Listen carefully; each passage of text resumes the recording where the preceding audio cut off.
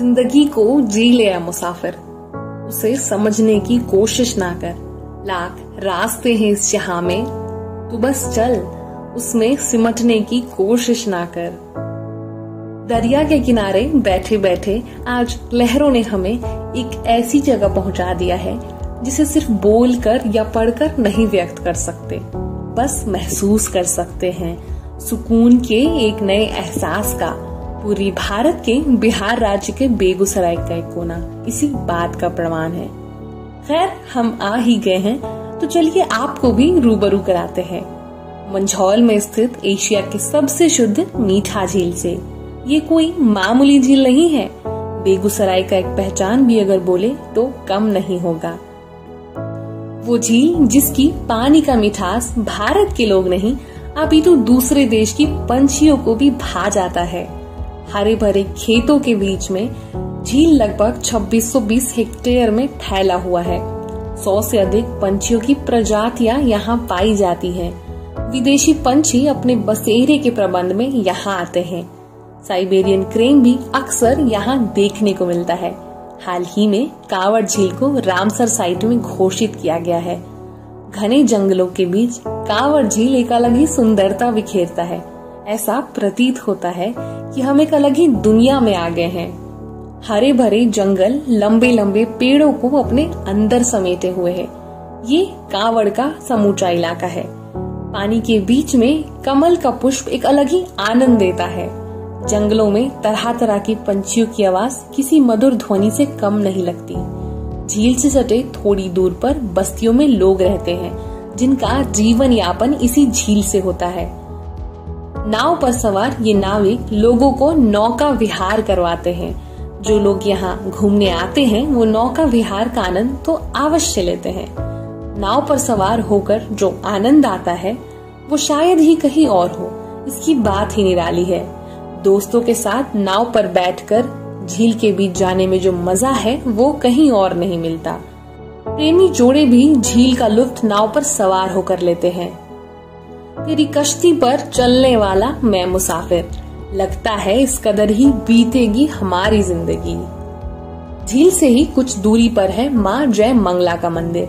मान्यता ये है कि सच्चे मन से मांगने पर हर मुराद पूर्ण होती है।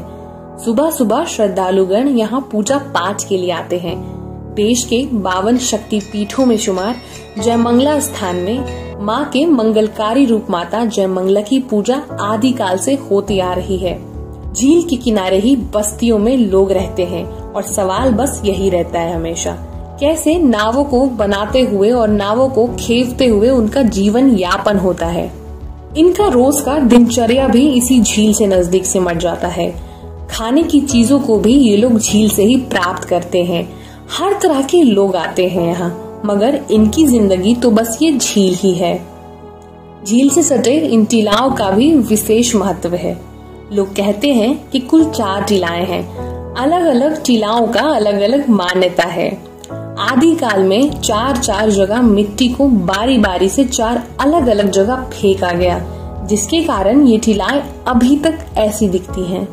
ये टीलाएं अपने आप में बहुत सारी कहानियों को समेटे हुए हैं। इसके बारे में लोग बहुत कम जानते हैं। मान्यता ये भी है कि यहाँ प्राचीन काल से बौद्ध स्तूप है।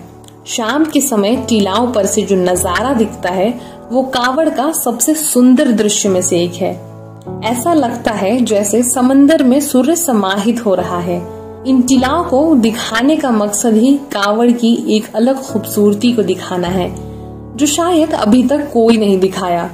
मन को मोहने वाला ये दृश्य मन से निकलने का नाम ही नहीं लेता है। इनके ऊपर से कांवड़ का एक अलग ही नजारा दिखता है। ऐसा लगता है समंदर को हम पहाड़ के ऊपर से देख रहे हैं। कांवड़ झील एक अलग अमूल्य धरोहर के रूप में हमें मिला है। बुजुर्ग कहते हैं 12 कोश बरेला 14 कोश का बरेला पूरा तत्व महत्व का बौद्ध काल स्तूप इसी क्षेत्र में स्थित है। कांवड़ झील, जिसे स्थानीय लोग कांवड़ ताल भी कहते हैं। अगर कभी मौका लगे तो जरूर आइए यहाँ। न जाने क्यों जाने के बाद बार बार यहाँ जाने का मन करता है। आइए एक बार प्रकृति की एक अलग नजारे का लुत्फ उठाने। कहते हैं ना, जो छूट गया उसका क्या मलाल करें। जो हासिल है चलो उसी से सवाल करें। मुसाफिर हैं हम, मुसाफिर ही रहेंगे, चलते चलते आखिरी में बस यही रह गया। कुछ देर और रुकता तो शायद कुछ और जान पाता।